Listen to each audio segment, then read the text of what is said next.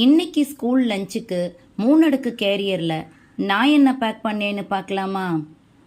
Mushroom pepper fry கலந்து கிளறின சாதம், இது கூட தொட்டுக்க வேக வச்சு வறுத்த மசால் முட்டையும்,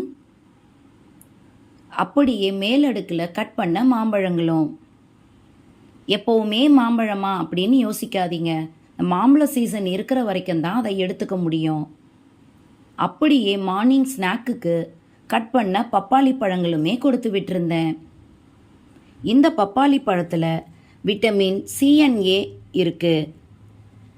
இந்த பழங்கள் நம்மளுடைய ஸ்கின் அண்ட் ஐ ப்ரொடெக்ஷனுக்கு உதவியாக இருக்குது.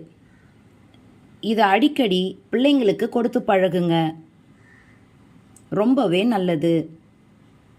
என்னோட டிஃபன் பாக்ஸ் ஐடியாஸ் உங்களுக்கு பிடிச்சிருந்தா லைக் பண்ணுங்கள், ஷேர் பண்ணுங்கள்.